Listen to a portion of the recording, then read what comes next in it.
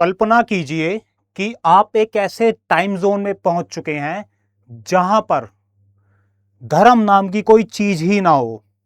सोचिए जरा, अपने दिमाग को वहां तक पहुंचाइए और अंदाजा लगाइए कि आप ऐसे स्थान पर हैं इस दुनिया में कहीं पर भी धर्म नाम की कोई चीज ही ना हो।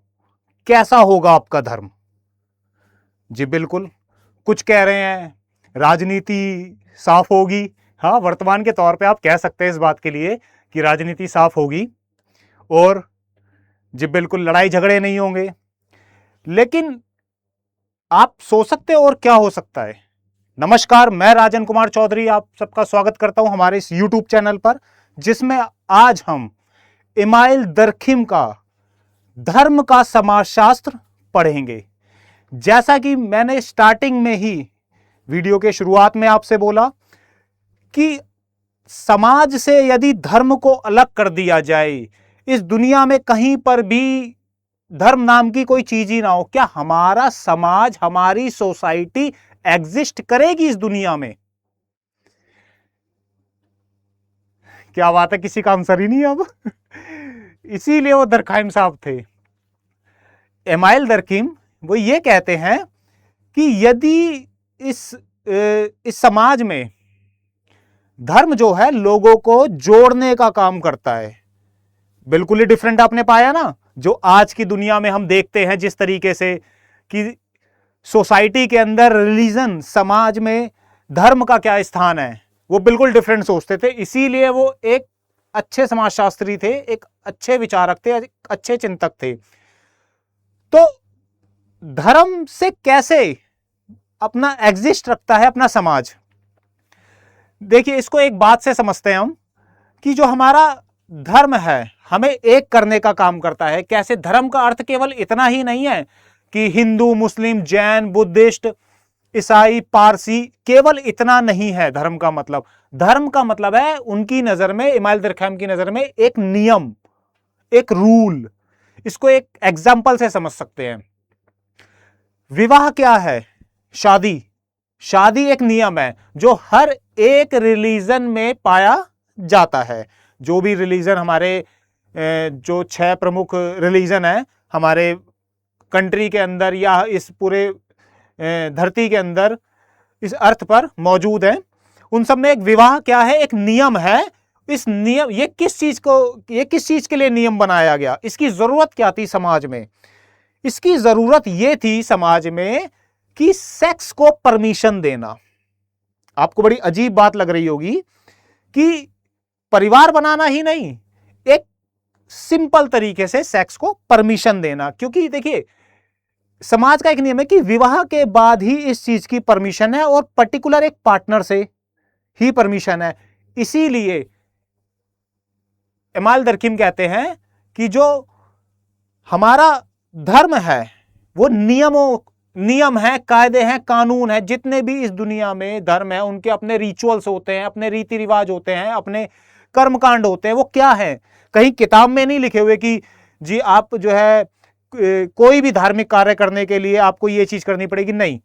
वो एक नियम है, आपको यही करना पड़ेगा। जैसे एक दूसरे एग्जाम्पल से भी समझ सकते हैं, जिस तरीके का प्रेम आप अपने लाइफ पार्टनर से करते हैं उस तरीके का प्रेम आप कभी अपनी माता जी से या अपने पिताजी से या अपने भाई से या अपनी बहन से नहीं कर सकते। क्योंकि ये समाज का बनाया हुआ एक नियम है कि पत्नी से पत्नी जैसा प्रेम होगा, बहन से बहन जैसा प्रेम होगा, माता से माता जैसा प्रेम होगा, पिता से पिता जैसा प्रेम होगा।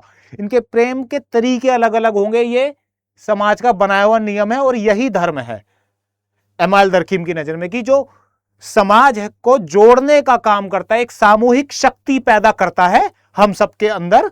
कि जैसे देखिए आपने कई जगह पर देखा होगा कि पर्टिकुलर एक स्थान पर वही लोग रह रहे होते हैं, मैक्सिमम लोग वही होते हैं जो एक विशेष धर्म से जुड़े होते हैं।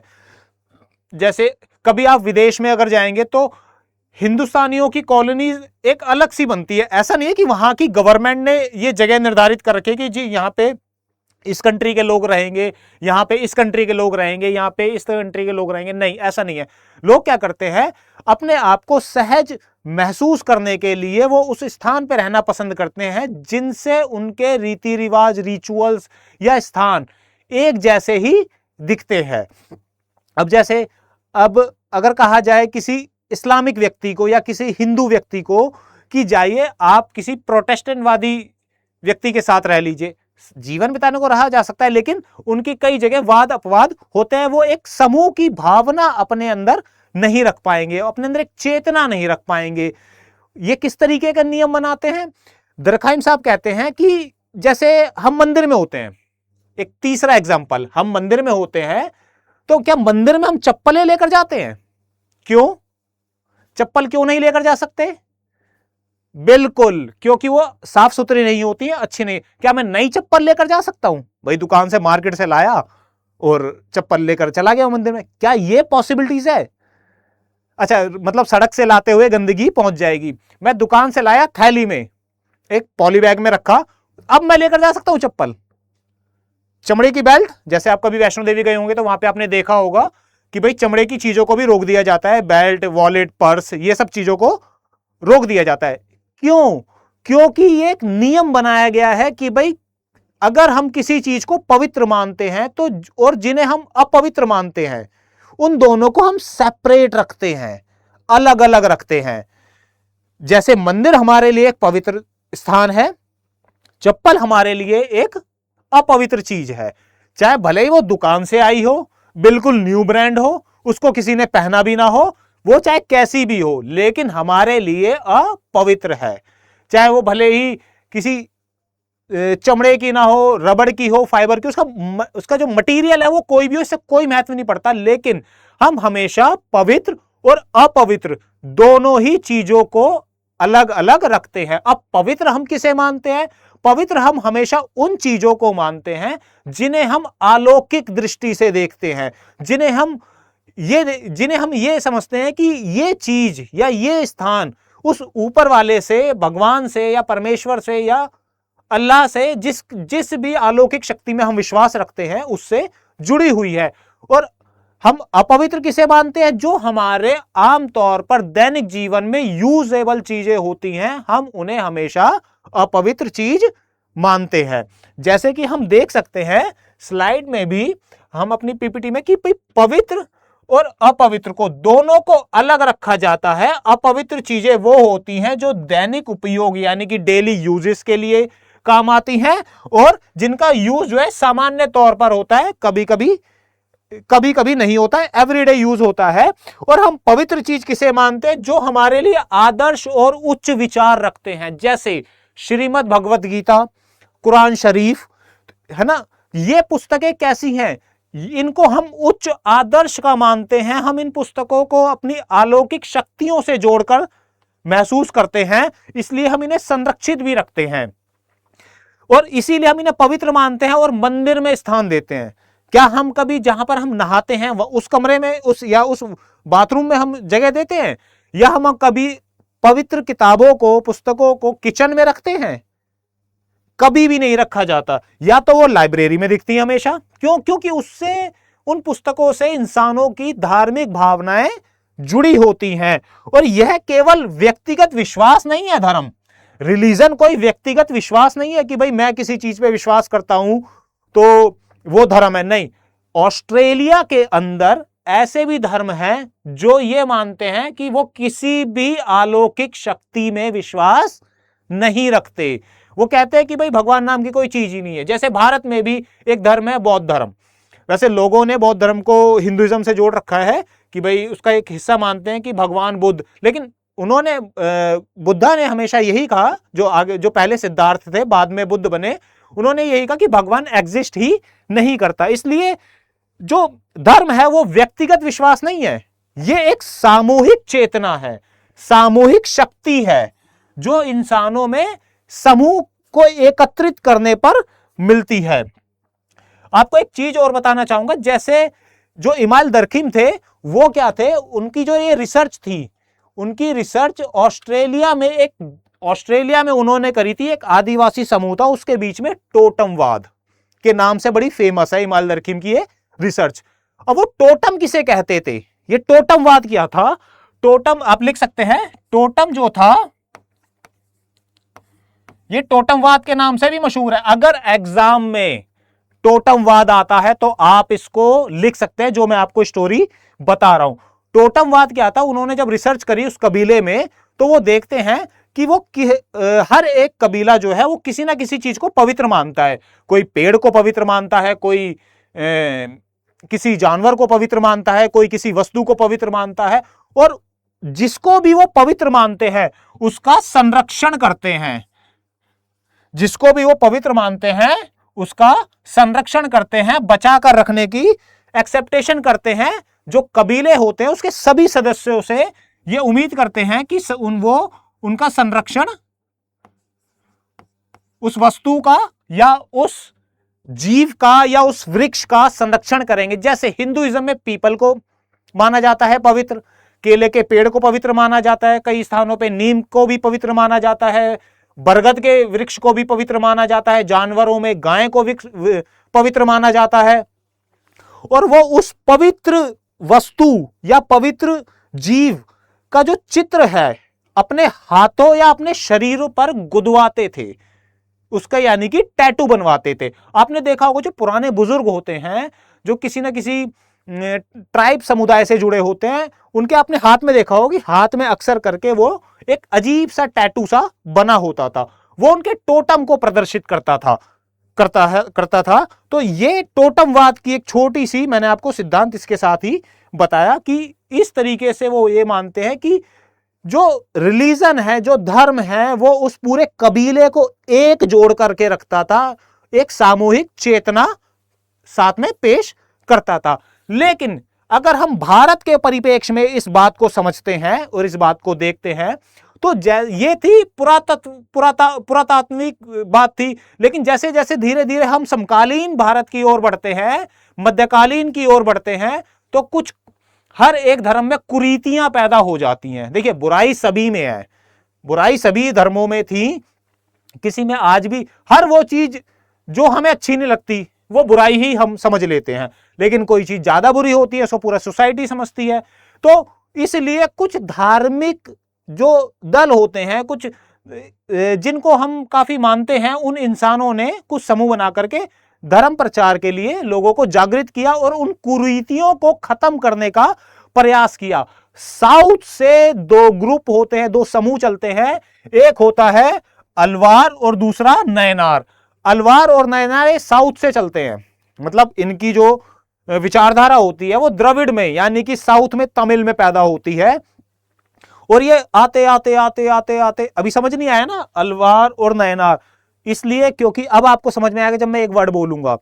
जब ये उत्तर भारत की तरफ बढ़ती है ये विचारधारा, तो ये अलवार जो होते हैं वो बन जाते हैं वैष्णववाद,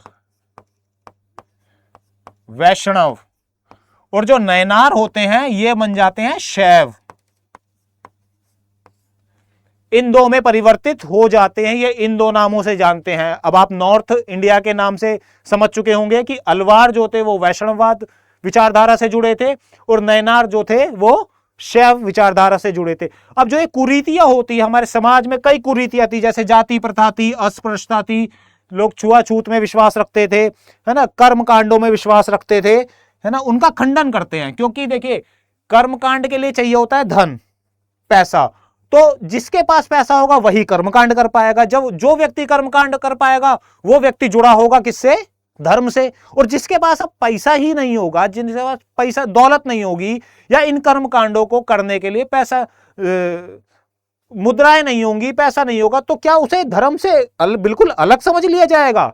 नहीं, बिल्कुल अलग नहीं समझा जा सकता। इसीलिए अलवार, नयनार, वैष्णव और शैव पंथ ये कहते हैं कि भाई कर्म कांड के जरिए भगवान की प्राप्ति नहीं हो सकती। सेम यही बात कबीरदास, गुरु नानक और तुलसीदास जी कहते हैं अपने दोहों में कि भाई अगर परमेश्वर को यानी कि यदि भगवान की प्राप्ति करनी है, मोक्ष की प्राप्ति करनी है, तो किसी तरीके के कर्म कांड की जरूरत नहीं है। हमें किसी तरीके के कोई भी ऐसा काम करने की जरूरत नहीं है जो भौतिकवाद से जुड़ा हो। यदि आप भगवान को चाहते हैं, भगवान से मिलना चाहते हैं, तो वो भगवान के आप नजदीक भी पहुंचा जा सकता है, आसानी से उससे मिला जा सकता है अच्छे काम करके और इस तरीके की चीजें ना करके।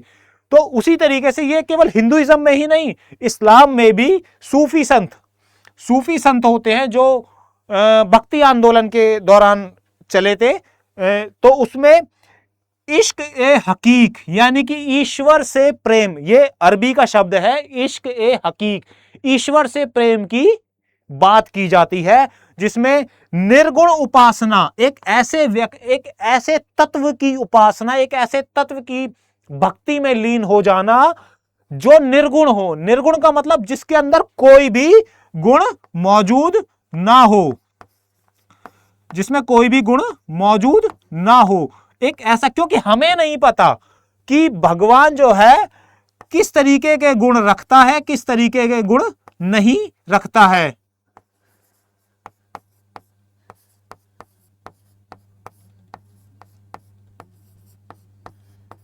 तो अब क्योंकि हम अगर किसी गुण से उसको चुन लेंगे और वो व्यक्ति और किसी इंसान में वो गुण नहीं होंगे, तो ये पर्टिकुलर भगवान का एक तरफा होना हो जाएगा।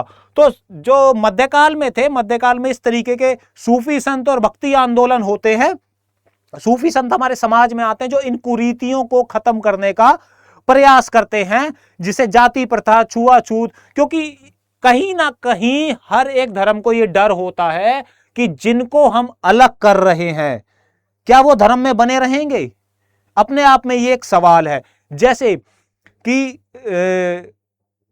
पांचवी ईसा पूर्व पहले या छठी ईसा पूर्व पहले हमारे समाज में बौद्ध धर्म और जैन धर्म आते हैं।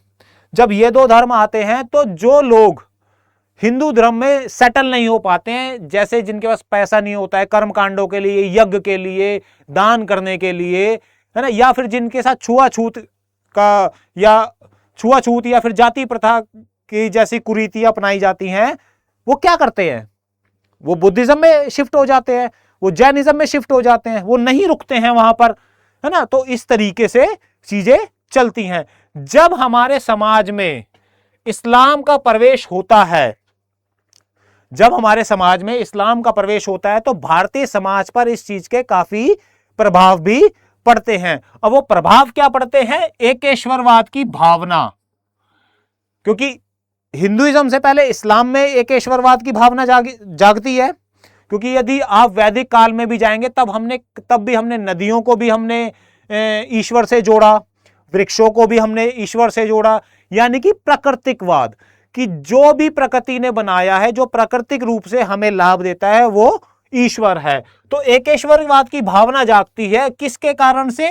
ईश्वर की आराधना अवधारणा है वो अल्लाह से जुड़ी हुई थी इस्लाम में, वही भारत में जब आती है तो उसने हिंदू समाज में अद्वैत और निर्गुण भक्ति, कि जिसके अंदर कोई गुण ही ना हो, वो भक्ति जागती है। अब धीरे धीरे लोगों का माइंडसेट जो है वो चेंज होना स्टार्ट हो जाता है कि भाई ऐसे भी गुण हो, ऐसे भी चीजें हो सकती हैं जो ईश्वर के अंदर कोई गुण ही ना मौजूद हो, अद्वैत हो। और क्या क्या चीजें पाई जाती हैं? भाई समानता। अब जैसे हिंदुइज्म में क्या होता है, भाई जातियों को लेकर के ऊपर नीचे चलता है कि भाई वो उच्च जाति का, वो निम्न जाति का, वो अलग अलग वर्ण चलते हैं। फिर इन पे पाबंदियां भी चल रही होती हैं कि भाई जो निम्न जाति का है वो वेदों का अध्ययन नहीं कर सकता है, दर्शन नहीं पढ़ सकता है, भगवान की भक्ति नहीं कर सकता है, मंदिरों में नहीं जा सकता है, शिक्षा हासिल नहीं कर सकता है। इस तरीके की कुरीतियां जो है समाज में चल रही होती हैं। तो इस्लाम के आने से जब एकेश्वरवाद और निर्गुण भक्ति की बात होती है तो इस तरीके से समानता की भी बात होती है कि समाज में हमारे समानता होनी चाहिए, क्योंकि ईश्वर जो होगा हमारा वो हमें एक समान नजर से देखता होगा। मान लीजिए कोई क्राइम दो व्यक्तियों ने किया, सेम क्राइम, ए और बी ने किया, एक क्राइम किया, एक पर्सन हैगा ए और एक पर्सन हैगा बी, ये हैगा उच्च जाति से और ये हैगा निम्न जाति से। क्या जो परमेश्वर होगा, जो भगवान होंगे, इसे कम सजा देंगे? इसे भी उतनी ही सजा मिलेगी जितनी इसे मिलनी चाहिए, ये दर्शन कहता है ना। तो इसी तरीके की समानता, इसी तरीके की विचारधारा अब समाज में बढ़ने लगी और इंडो इस्लामिक वास्तुकार और संगीत, इन सब चीजों का आगमन होने लगा। कि भाई जैसे गुंबद आप देखेंगे तो जो इस्लामिक इमारतें होती हैं उनमें गुंबद की व्यवस्था होती है, गुंबद बने होते हैं, वो भारत में आते हैं। संगीत, कव्वाली हो गई, है ना, कव्वाली, गजल, ये चीजें भारत में आती हैं। भाषा में पहले हम संस्कृत पढ़ते थे, फिर प्राकृत भी हमने पढ़ी, फिर हमने हिंदी पर भी आए, फिर धीरे धीरे हम जो हिंदी की बहन कही जाती है उर्दू, वो भी हम हमारे इसमें आने लग गई। अब हम चावल से केवल खिचड़ी नहीं बिरयानी भी खाने लग गए, है ना। और हमारे पहनावे में भी चेंज हो गया। जो आज वर्तमान में आप शादियों में शेरवानी पहनते हैं तो वो ये लगा लीजिए वो इस्लामिक से ही आई हुई है, नहीं तो पहले धोती और कुर्ता पहना जाता था हिंदुइज्म के अकॉर्डिंग, जो हमारी संस्कृति थी उसमें। और ऐसे ही धीरे धीरे धीरे धीरे समकालीन के बाद आता है आधुनिक काल। अब आधुनिक काल में कौन एंटर होते हैं? ईसाई। अब ईसाई धर्म कौन लेकर आता है सबसे पहले, बताइए? ब्रिटिश? नहीं, फिर एग्जैक्टली पुर्तगाली। सबसे पहले कौन लेकर आते हैं? पुर्तगाली। इतिहास में याद होगा कि पुर्तगालियों ने यह परमिशन दी थी भारतीयों से विवाह करने की, ताकि वो ईसाई समुदाय को और ज्यादा इंक्रीज कर सकें। तो जब आधुनिकता के काल में ईसाई धर्म भारत के अंदर एंटर होता है, मिशनरीज भारत में आते हैं, तो पश्चिमी शिक्षा भारत में आ जाती है। अब आधुनिकता से पहले हमारे देश में शिक्षा नहीं थी? नहीं, शिक्षा थी, लेकिन कैसी थी भाई? एक पेड़ के नीचे 10 बच्चे बैठ गए और उन बच्चों में भी पुरुष ही होते थे, बच्चियां नहीं होती थी, महिलाएं नहीं होती थी। उसमें लड़के ही अक्सर करके देखे जाते। आप कई बार सिनेमाओं में भी देखेंगे तो उसमें गुरु माता होती थी, लेकिन जो शिक्षित करने वाला व्यक्ति होता था वो पुरुष ही होता था, महिलाएं नहीं होती थी। दूसरी चीज, आश्रम में जो लड़के होते थे, आपने देखा होगा ना कि भाई जैसे महाभारत सीरियल में, महाभारत धारावाहिक में या रामायण धारावाहिक में, उसमें जब बच्चे भिक्षा मांगने के लिए जाते हैं अपने गुरुकुल के लिए, तो उसमें 100% लड़के ही होते हैं, पुरुष ही होते हैं। तो पश्चिमी शिक्षा जब आती है तो वो जो वृक्ष के नीचे स्कूल चल रहा था, कुटिया के नीचे, कुटिया के अंदर और वृक्ष के नीचे जो स्कूल चल रहा था, वो एक भव्य इमारत रूप धारण कर लेती है। स्कूल्स ओपन हो जाते हैं, कॉलेज ओपन हो जाते हैं, शिक्षण संस्थान ओपन हो जाते हैं, है ना, लैबोरेटरीज ओपन हो जाती हैं। आधुनिकता आ रही है हमारे अब समाज में, अस्पतालों की स्थापना हो जाती है। भाई पहले हम आयुर्वेदा पे केवल डिपेंड थे, लेकिन भर्ती करने की, इमरजेंसी में एडमिट करने की सुविधाएं नहीं होती थी, है ना, आयुर्वेदा के हॉस्पिटल्स नहीं थे। लेकिन आधुनिकता आने पर भाई हॉस्पिटलों की भी व्यवस्था होने लग जाती है। और इसी तरीके से वैचारिक जागरण, मतलब इंसान जो है अब केवल धर्म के हिसाब से नहीं सोचता। वो ये नहीं सोचता यार बाढ़ आ गई, कोई हमने पाप करे होंगे इसलिए भगवान का प्रकोप हमारे ऊपर आ गया। तो वो प्रकोप नहीं, आज के समय में जिम्मेदार किसे ठहराया जाता है? अल नीनो, ला नीना, जलवायु परिवर्तन, ऐसे तत्वों को इनमें जिम्मेदार ठहराया जाता है। पश्चिमी आदर्शों का प्रवेश हो जाता है ना। अब जैसे हमने तो केवल सुना था, उस समय का आदमी क्या सोच रहा होगा, हमने केवल सुना था कि भाई इंसान उड़ भी सकता है। भाई जो पुष्पक विमान था, रामायण में था ना, पुष्पक विमान था, भाई वो उड़ता था। लेकिन जब टेक्नोलॉजी आई तो लोगों को पता जी एक जहाज नाम की भी कोई वस्तु होती है ना, वाहन का, परिवहन का एक तरीका होता है, तो उससे भी एक स्थान से दूसरी स्थान पे जाया जा सकता है। मानवतावाद लोगों में जागता है। लोग कर्म कांडों में पैसा खर्च करने की बजाय गरीबों की हेल्प करते हैं, उनकी मदद करते हैं। एक चीज और बताना चाहूंगा इसके साथ ही, आप जब फर्स्ट समझ चाहूंगा जो सेकंड वर्ल्ड वॉर हुआ था, यूरोप में ना जाने कितने बच्चे अनाथ हो जाते हैं। सीधी सी बात है भाई, जब वर्ल्ड वॉर हुआ है तो कितने लोग मरते हैं और उनके बच्चे अनाथ हो जाते हैं।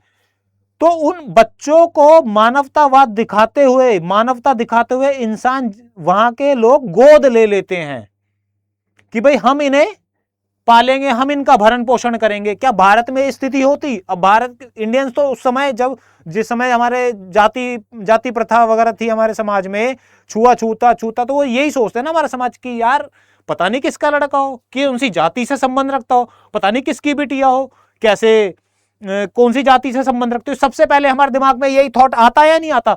इन्होंने मानवतावाद को जन्म दिया। जो आप आज के समय में सोचते हैं ना कि यार शिवलिंग पर दूध चढ़ाने से बढ़िया है किसी गरीब को पिला दे, तो ये क्या है? ये मानवतावाद है। किसी पेट भरे हुए पुजारी को फल दान करने से बढ़िया किसी भूखे को यदि हम फल दान कर दें तो इससे हमारा भगवान ज्यादा खुश होगा। तो मानवतावाद का आगमन होता है हमारे समाज में, और आंतरिक समाज के सुधार भी होते हैं। अब सामाजिक सुधार क्या क्या होते हैं भाई? जो कुरीतियां थी हमारे सोसाइटी के अंदर, हमारे समाज के अंदर, जैसे जाति प्रथा, सती प्रथा, बाल विवाह, है ना, ये छुआछूत, इस तरीके की जो कुरीतियां थी ये धीरे धीरे खत्म होने लगती है और हमारी सोसाइटी के अंदर। और इनको खत्म कौन करता है? हमारी सोसाइटी के लोग ही खत्म कर रहे होते हैं। जैसे स्वामी दयानंद सरस्वती, रामकिशन परमहंस, है ना, स्वामी विवेकानंद जी, ईश्वर चंद विद्यासागर, ये सभी समाज सुधारक इसी चीज पर काम कर रहे होते हैं। क्यों? क्योंकि अब वो एक आधुनिक रूप में सोच रहे हैं, एक मानवतावाद की दृष्टिकोण से सोच रहे हैं। कैसे सोच रहे हैं भाई? अब उन्हें पश्चिमी शिक्षा मिल रही है, स्कूली शिक्षा मिल रही है। इसका मतलब यह नहीं है कि भारतीय शिक्षा खराब थी, बिल्कुल सही थी, लेकिन हम थोड़ा सा विज्ञान में, पहले तो हम टॉप पर थे, सबसे ऊपर, लेकिन हम जैसे जैसे समाज में भ्रष्ट होते गए लोग, तो हम उस विज्ञान से पीछे छूटते चले गए और इन्होंने उस विज्ञान का हाथ पकड़े रहे। तो उससे जो है इस समाज में यह चीज पनपती रही और चलती रही। तो इसी के साथ हम देखते हैं धर्मांतरण का भी एक तरीके से विरोधाभास यानी कि डर पैदा रहा। क्योंकि देखिए मैंने आपको स्टार्टिंग में बताया था ना कि जिन लोगों को हम अपने रिलीजन में वैल्यू ही नहीं दे रहे हैं, क्या वो रुकेंगे उस धर्म में?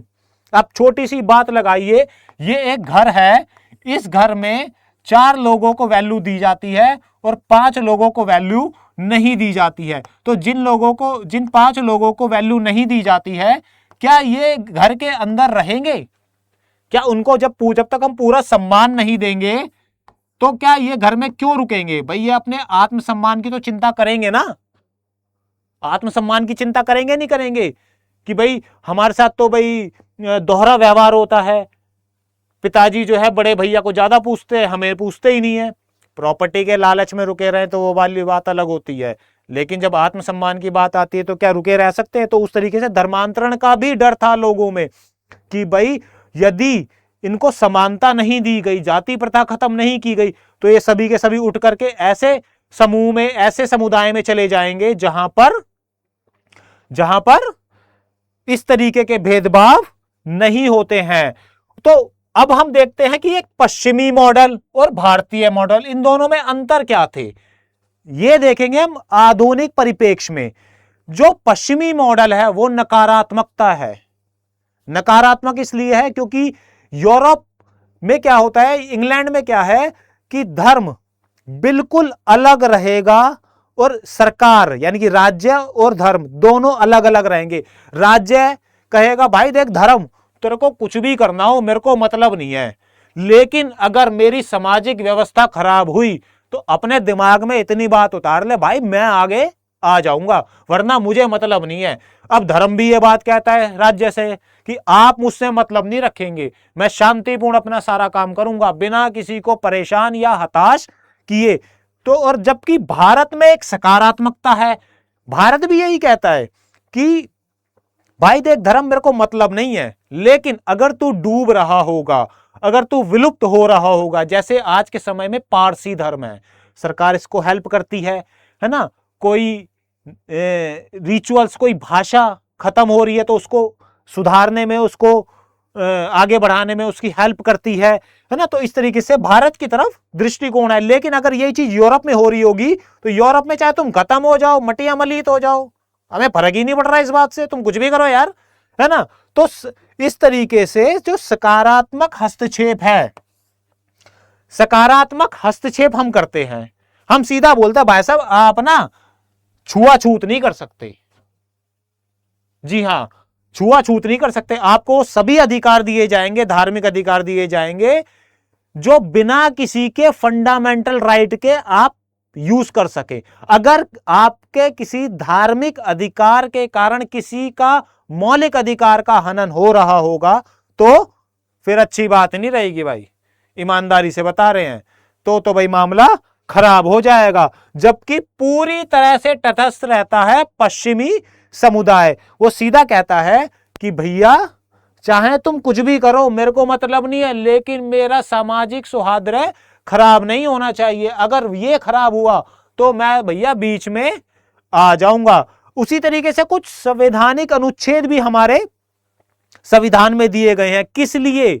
लोगों की रक्षा और सुरक्षा के लिए। आर्टिकल 14 क्या कहता है? आर्टिकल 14 वो सीधा कहता है भाई कानून के समक्ष सभी बराबर होंगे, चाहे आप किसी भी धर्म, किसी भी जाति, किसी भी संप्रदाय से संबंध रखते हो। मुझे इस बात से बिल्कुल भी मतलब नहीं है। अगर किसी एक खून की सजा ए ने करी है और बी ने भी खून करा है तो दोनों को एक बराबर ही सजा मिलेगी। प्रायोरिटी किसी को नहीं दूंगा मैं कि भाई ए फलाने धर्म से जुड़ा हुआ है या बहुसंख्यक है तो हम जो है उसे कम सजा दे देंगे और दूसरे वाले को ज्यादा सजा दे देंगे। ऐसा कुछ नहीं रहेगा, दोनों को बराबर ही सजा मिलेगी। इस आर्टिकल 15 भी यही कहता है कि भाई कोई भी व्यक्ति चाहे किसी भी धर्म से जुड़ा हो, इस बात से कोई मतलब नहीं है। अगर कोई पब्लिक चीज है जैसे सड़क, स्विमिंग पूल, होटल, तो इन सभी का वो यूज आसानी से आराम से कर सकता है। हाँ, अगर आपको भाई ऐसा स्विमिंग पूल या ऐसी सड़क चाहिए जो केवल और केवल पर्टिकुलर एक समूह के लोग यूज करें तो आप अपनी अलग बनवा लो। अगर किसी तरीके से, और सड़क अलग बन नहीं सकती है, सड़क तो पब्लिकली होती है क्योंकि दुनिया के सड़क बनाने के लिए देश के सभी लोग उसमें टैक्स देते हैं। सेम बात ऐसी करता है हमारा अनुच्छेद 25 से 23 धार्मिक स्वतंत्रता और अल्पसंख्यकों के सांस्कृतिक अधिकार की बात करता है। अब देखिए आर्टिकल 25 क्या कहता है? आर्टिकल 25 ये बात कहता है कि सभी लोगों को अपना धर्म मानने और आत्मसात करने की आजादी है। कोई भी व्यक्ति किसी भी धर्म को मान सकता है, आचरण उसका एक्सेप्ट कर सकता है, उसके स्वतंत्र रूप से उसका प्रचार कर सकता है। इन सबको समान अधिकार है। अगर कोई हिंदूवादी संगठन है वो अपने धर्म का प्रचार कर सकता है तो इस्लाम भी कर सकता है, सिख भी कर सकता है, पारसी भी कर सकता है, जैन भी कर सकता है, बौद्ध भी कर सकता है। कोई भी किसी भी धर्म से जुड़ा हो वो अपने धर्म का आराम से अपना प्रचार प्रसार कर सकते हैं। आर्टिकल 26 क्या कहता है? आर्टिकल 26 कहता है कि भाई आप अपने कोई भी धार्मिक कार्य हो उसका मैनेजमेंट आराम से आप कर सकते हैं। जैसे अगर हिंदुइज्म में देखा जाए तो भाई कीर्तन हो रहे होते हैं, है ना, उसका मैनेजमेंट कौन करता है? उस समुदाय के लोग कर रहे होते हैं। किसी मंदिर का मैनेजमेंट कौन कर रहा होता है? उस समुदाय के लोग कर रहे होते हैं। अगर मुहर्रम को देखते हैं तो मुहर्रम में हम देखते हैं भाई उसका मैनेजमेंट कौन कर रहा होता है? उस संप्रदाय के लोग कर रहे होते हैं। आर्टिकल 27 हमें यह कहता है, आर्टिकल 27 कहता है कि भाई देखिए आप धर्म का कोई भी प्रचार कीजिए, आपको कोई भी टैक्स देने की जरूरत नहीं होगी। राज्य किसी भी नागरिक को किसी विशेष धर्म या धार्मिक संस्था के प्रचार या रखरखाव के लिए किसी भी तरीके के टैक्स के लिए बाध्य नहीं कर सकता। वो ये नहीं कह सकता भाई आप जो है टैक्स दीजिए सरकार को इस काम के लिए है ना। तो आर्टिकल 28 ये कहता है, ये सभी आर्टिकल्स किस लिए हैं भाई? धर्म के लिए, धर्म से जुड़े हुए जो हमारे समाज में हमारे लोगों के द्वारा हमारे लोगों को दिए गए हैं। शिक्षा की स्वतंत्रता देता है कि भाई देखिए धार्मिक शिक्षा स्कूलों में तो मिलेगी नहीं, है ना, स्कूलों में हम दे नहीं सकते हैं। आप एक काम कीजिए, अपने जो संस्थान है जैसे गुरुकुल हो गए या मंदिरों समझ आऊंगा जो मस्जिदों में हो गए, है ना, मठों में हो गए, इनमें जो शिक्षा दी जा सकती है वो आप कंटिन्यू कर सकते हैं। उसके लिए आपको कोई हेल्प चाहिए होगी तो हम आपकी हेल्प कर सकते हैं। लेकिन पश्चिम अगर समुदाय होता तो हेल्प करता? अब बताइए करता? एग्जैक्टली बिल्कुल भी नहीं करता, बिल्कुल भी नहीं करता। तो धार्मिक शिक्षा देने के लिए वो अपने इंस्टीट्यूशन में जो है ये कार्यक्रम चला सकते हैं। आप में से अब कुछ लोग ये बात सोच रहे होंगे कि यार फिर आज से कुछ समय पहले स्कूलों में या अभी भी कई बोर्ड्स जो हैं अपने संस्थानों में ये रामायण और महाभारत क्यों पढ़ाते हैं? इसको पढ़ाने का तात्पर्य ये है कि वो लिटरेचर है, हमारा समाज उसे लिटरेचर मानता है, किसी भी धर्म से जुड़ी हुई चीज नहीं मानता है। ये मानता है कि भाई जो धर्म है, जो चीजें हैं वो लिटरेचर हैं। जब आप ग्रेजुएशन वगैरह करता है कोई भी, तो वो इस हिंदी लिटरेचर में ये सभी चीजों का अध्ययन करता है। उसी तरीके से आर्टिकल 29 बात करता है हमारे अल्पसंख्यकों के हितों का संरक्षण की बात करता है कि भाई भारत में किसी भी भाग में रहने वाला चाहे कोई भी नागरिक हो, किसी भी वर्ग से जुड़ा हो, अपनी विशेष लिपि, संस्कृति, है ना, और भाषा को सुरक्षित रखने का अधिकार रखता है।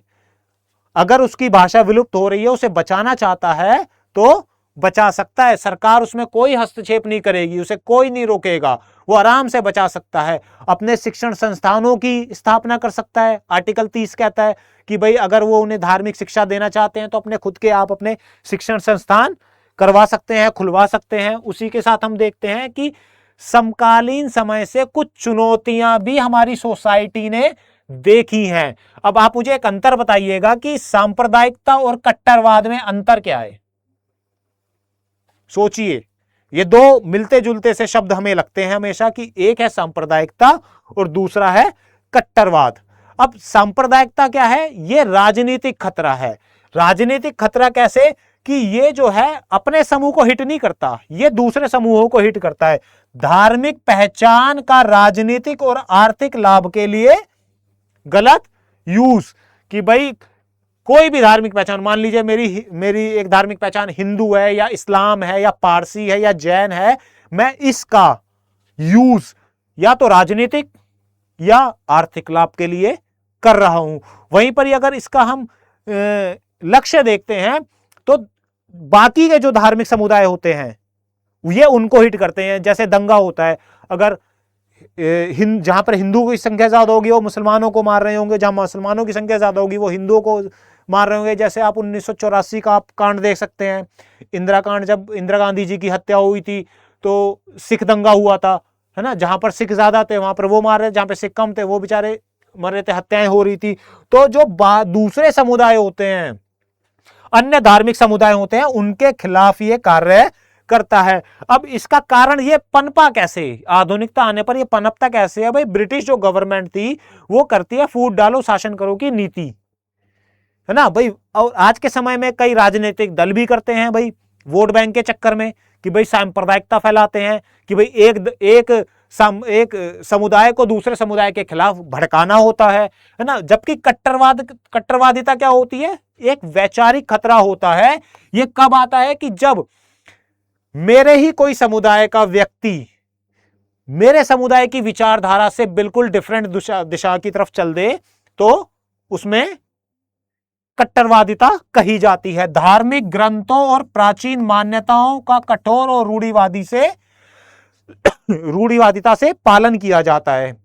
मतलब कि जैसे मान लीजिए उत्तर वैदिक काल से ये चीज चली आ रही है छुआछूत वगैरह और सती प्रथा, वो इन चीजों का कट्टरवादिता से नहीं जी नहीं, मैं निम्न जाति के घर पे तो खाना ही नहीं खाऊंगा। मैं जाहिर नहीं होने दे रहा ये बात किसी को कि भाई मैं किस तरीके का आचरण रखता हूं, लेकिन मैं ये काम बड़ी कठोरता से कर भी रहा हूं। और अक्सर करके ये स्वयं के समुदाय, खुद के समुदाय से जुड़ा होता है। जैसे अब जो मैं निम्न जाति के घर पे खाना नहीं खा रहा था, ये किससे जुड़ा है? किससे? मेरे ही तो समुदाय का व्यक्ति है, वो मेरे ही समुदाय का व्यक्ति है ना। सिर्फ मैं इस आधार पे नहीं कह रहा कि भाई मेरी जाति उच्च है उसकी जाति निम्न है, या वो मेरे घर पे खाना नहीं खा रहा है, कच्चा या पका भोजन नहीं खा रहा है ना, इस तरीके से। और ये इसको खतरा किस चीज से? वैश्वीकरण से और सांस्कृतिक शरण से। वैश्वीकरण क्या होता है भाई? देखिए जैसे वैश्वीकरण में क्या है कि अब जो है किसी भी जगह पे जाना आसान हो गया है। यदि कोई मान लीजिए भारत का एक उच्च जाति का व्यक्ति जो कभी मांस मदिरा ये सब नहीं खाता है, जब वो विदेश में नौकरी करने के लिए जाता है तो वो उस माहौल में जब ढल जाता है तो उस माहौल का होकर के उस माहौल की संस्कृति सीखना स्टार्ट कर देता है। दूसरा एग्जाम्पल, मान लीजिए एक गांव देहात में कोई निम्न जाति का व्यक्ति रहता है। वो निम्न जाति का व्यक्ति जब शहर में आता है काम करने, रोजगार पाने के लिए, तो वो देखता है अपने आप में कि भाई जहां पर मैं रहता हूं वहां पे निम्न जाति के लोगों को हीन भावना से देखते हैं। क्राइम कुछ नहीं हो रहा है, केवल नाक सिकोड़ लेना। अब नाक सिकोड़ने पर कोई क्राइम थोड़ी ना है, कोई सजा थोड़ी ना भूल सकती है कि भाई 3 साल की सजा हो जाएगी, लेकिन वो अपने आप को असहज महसूस करता है, असुरक्षित महसूस करता है। तो वो जब अपना रूम शिफ्ट करेगा, किसी दूसरी जगह पर रहने जाएगा, तो वो क्या करेगा, वो करेगा कि भाई अपने आप को, जो पहले वो उसने नीची जाति का बताया था, अब वो अपने आप को उच्च जाति का बताएगा, अपने आप को राजपूत बताएगा कि भाई मैं राजपूत हूं। अब लोग उसको उस सम्मान की नजर से देखेंगे, क्षत्रिय है भाई, है ना, सम्मान की नजरों से उसको देखा जाएगा। तो इस तरीके से समाज और हमारे धर्म का कनेक्शन है, दोनों एक दूसरे से जुड़े हुए हैं। और अंत में इसका जो निष्कर्ष निकलता है, इसका निष्कर्ष बहुत ही आप संतुलित रखेंगे, अनेकता में एकता, अनेकता में एकता की भाई जो समाज है, एमाइल दर्किम के अनुसार, जैसे कि हमने स्टार्टिंग में कहा था, हम एमाइल दर्किम के हिसाब से भारतीय परिप्रेक्ष्य में इस चीज को समझ रहे हैं कि जो अनेकता में एकता है, यह फैलाने का काम करता है। जैसे मैंने स्टार्टिंग में आपको बताया था कि भाई लोगों को जोड़ने का, सामूहिक चेतना का विश्वास लोगों के अंदर भरता है। अब जैसे भाई पर्टिकुलर एक समूह जो होता है, किसी अगर कोई मान लो 100 लोगों का समूह है, वो पर्टिकुलर किसी एक समूह, एक धर्म से संबंध रखता है, एक नियम से संबंध रखता है, तो उनमें एकता का भाव जागता है, ऑटोमेटिकली जागेगा कि हम सब एक हैं। क्यों एक है? हमारे रिचुअल से एक है, हमारे रीति रिवाज एक हैं, हम जिनको आराध्य मानते हैं, जिनको जिस अलौकिक शक्ति में हम विश्वास रखते हैं, वो भी एक ही है। सांस्कृतिक बहुलवाद, भारत की पहचान किसी एक विचारधारा से नहीं है। कभी भी अगर भारत को यूरोपियंस देखते हैं तो क्या अलग अलग खानों के रूप में नहीं देखते कि यार भारत के अंदर वेजिटेरियन भी है, नॉन वेजिटेरियन भी है। और अगर सांबर इडली डोसा ये मिलता है तो बिरयानी छोले भटूरे भी मिलते हैं, है ना, वड़ा पाव भी मिलता है। तो भारत की पहचान किसी एक विचारधारा से नहीं है कि जैसे यूरोप की है कि भाई ईसाई विचारधारा से जुड़े होते हैं, लेकिन भारत किसी एक विचारधारा से नहीं है। भारत पंथ निरपेक्ष देश है, भारत पंथ निरपेक्ष देश है। अब कई लोगों को धर्म निरपेक्ष और पंथ निरपेक्ष में अंतर नहीं पता होगा, वो मैं बता देता हूं, आप बेफिक्र रहिए, अच्छी बात है, अरे आराम से अच्छी बात है अगर तुम्हें पता है।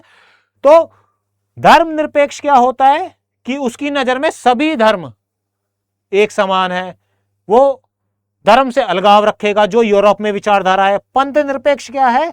भारत में अलग अलग पंथ भी है, जैसे हमने स्टार्टिंग में बात करी थी कि वैष्णव पंथ, धर्म हिंदू ही है लेकिन पंथ अलग हो गया। शैव संप्रदाय या शैव पंथ, भाई धर्म एक ही है, अलग हो गया पंथ, है ना। इस्लाम में सिया है, सुन्नी है। इस तरीके से पंथ निरपेक्ष भारत हैगा जहां पर सहिष्णुता और सर्वधर्म समभाव का भाव रहता है कि सभी धर्मों के साथ सहिष्णुता हमें रखनी है और सभी धर्मों को समान भाव की, समान नजरों से देखना है। संवैधानिक मूल्य क्या है? बंधुत्व, समानता और समावेशी विकास।